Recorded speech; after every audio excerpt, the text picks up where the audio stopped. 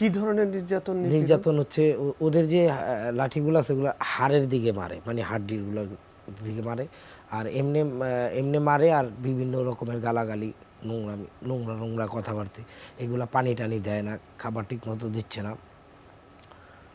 এইগুলোই ওরা চলমান রাখে, প্রক্রিয়াটা চলমান রাখে। স্পষ্ট মনে আছে আমাদের পানির খুব পিপাসা ছিল, আমরা পানি খোকন ভাইও শুনছি ওনার মুখ থেকে যে উনিও, আমি যেখান থেকে পানি খাইছি উনিও ওখান থেকে পানি খাইছে। একটা ড্রাম ছিল, ওই ড্রামের ভিতরে অনেক দিন আগের শ্যাওলা পড়া পানি ছিল, ওই পানি না পায় আমরা ওইখান থেকে পানি নিয়ে গেছিলাম। এটা ওয়াশরুম তো যেতে দেয় না, একবার না দুইবার জানি গেছিলাম এইগুলার ভিতরে। তারপরে আমাদেরকে নিয়ে গেল ওরা ঘুমঘরে, ওরাই হ্যান্ড ওভার করছে, কারণ কোনো টিমের কাছে হ্যান্ড ওভার করছে, তখন আসলাম ঘুমঘরে। তো আসার পরে প্রথম দিন তো কিছু বুঝি নেই আমরা, আসার পরে ক্লান্ত, যখন হ্যান্ডকাপটা পিছে থেকে সামনে দিল আর মাথা গামছাটাও হালকা করে দিল বাঁধা, তখন ভালোই লাগলো। প্রথম দিন তো ঘুমাইলাম, পরের দিন বুঝতে পারলাম যে আসলে আমরা এটা কোনো জেলখানা অথবা থানা বা কোনো গারদ না, এটা ওদেরই বানানো একটা গুমঘর।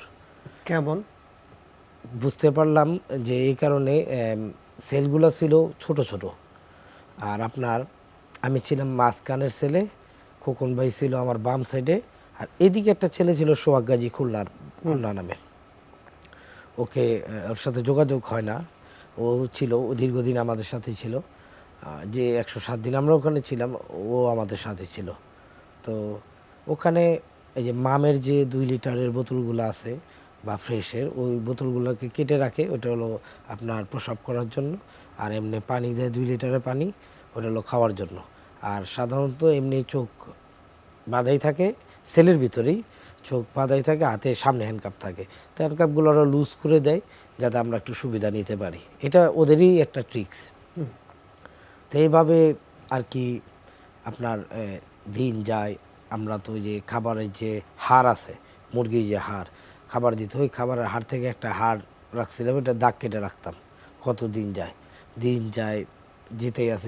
একটা সময় আমরা হতাশ হয়ে গেছিলাম, যখন মাস 2 চলে গেল, 2 মাসের মতো চলে গেল, তখন তো আপনার আমরা এখানে চিৎকারও করতে পারি না, চিৎকার করলে পিটাবে।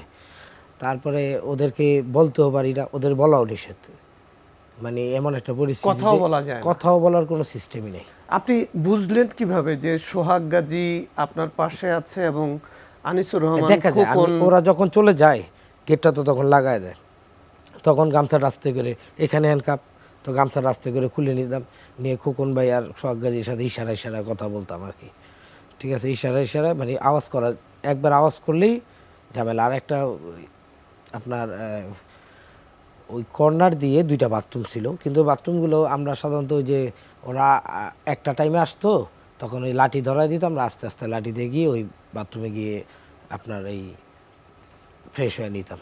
এটা সম্ভবত আপনার করার জন্য এই 2টা, আর এইভাবে 3টা রুম ছিল এই সাইডে, আর এই সাইডে 3টা রুম ছিল।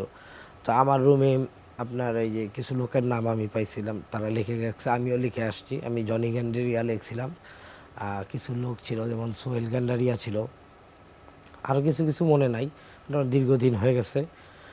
তারপরে এভাবে দিনের পর দিন যাওয়ার পরে একটা সময় আইসা হঠাৎ করে ওরা বললো যে, তখন আমাদের দাড়ি টাড়ি বড় হয়ে গেছে, খাই আন্ডার শেপ কর, মানে শেপ টেপ কর।